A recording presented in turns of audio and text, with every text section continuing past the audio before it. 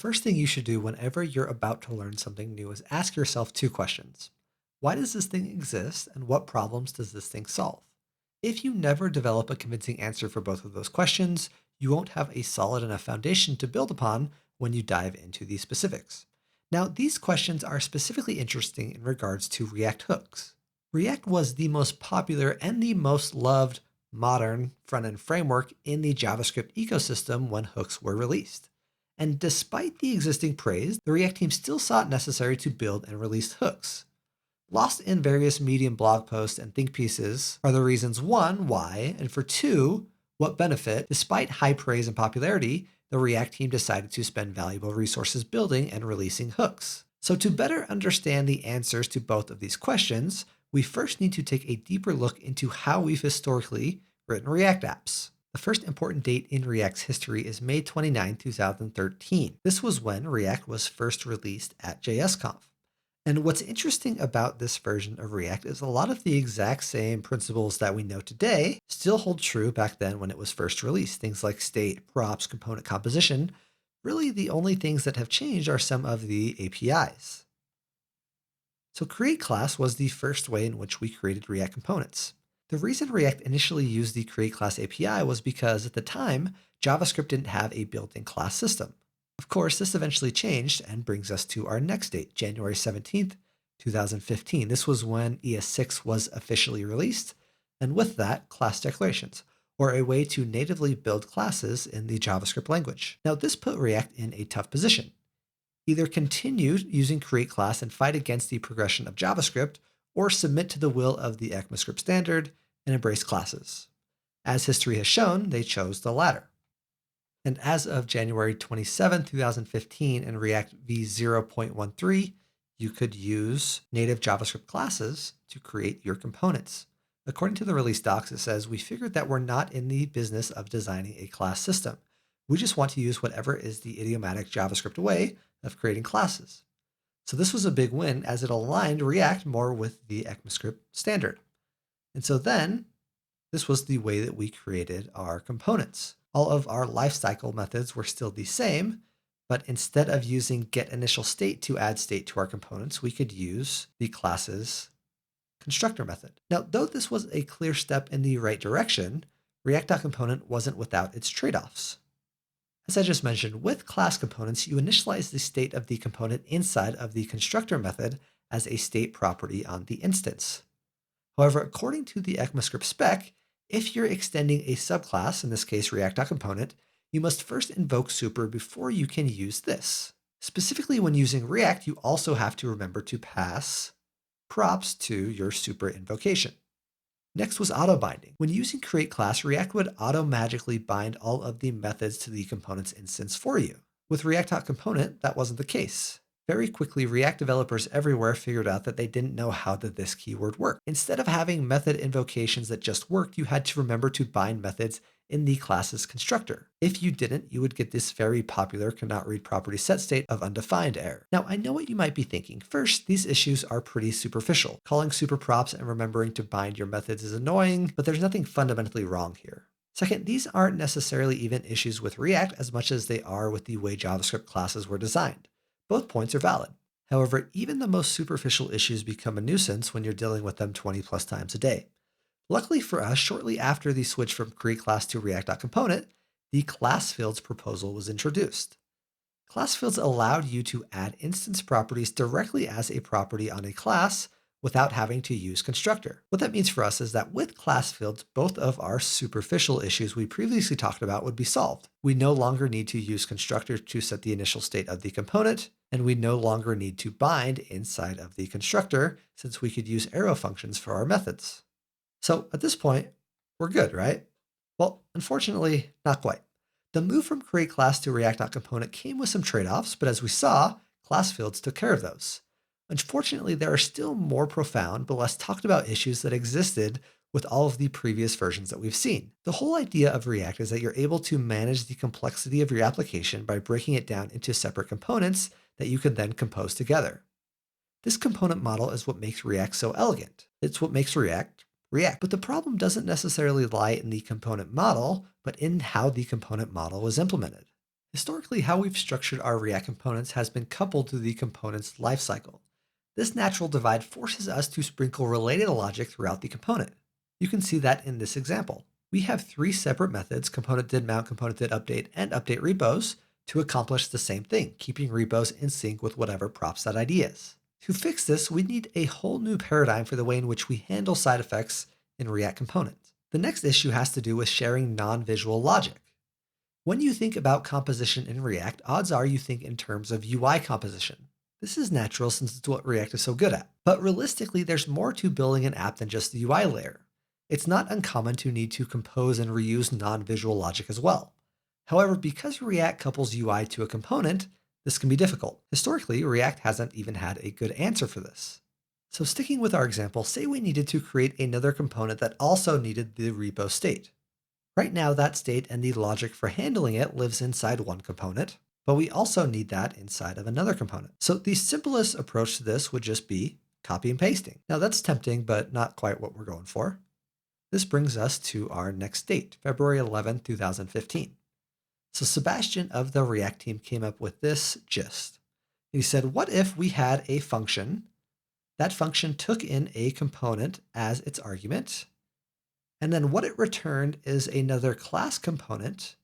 That class contained all of the logic that we wanted to share across multiple components. And then what it would return is the React element that was originally passed in as the component. And all of us were kind of just like, okay, I guess that works.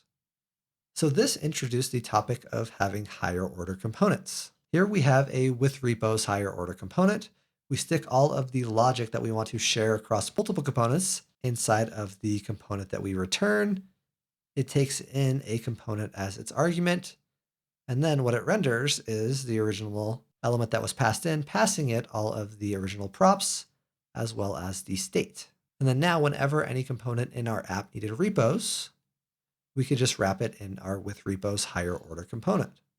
Now this works, and historically, along with another pattern called render props, has been the recommended solution for sharing non-visual logic.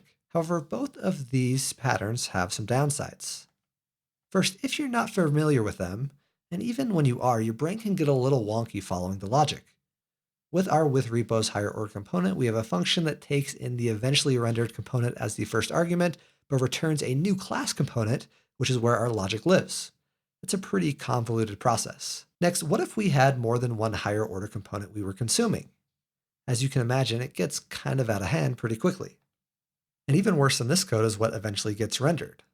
Higher order components and render props force you to restructure and wrap your components. This can eventually lead to what's called wrapper hell, as we see here. So here's where we're at with all of this. We use classes for React components because that's what made the most sense at the time. Calling super props is annoying. No one knows how the this key works.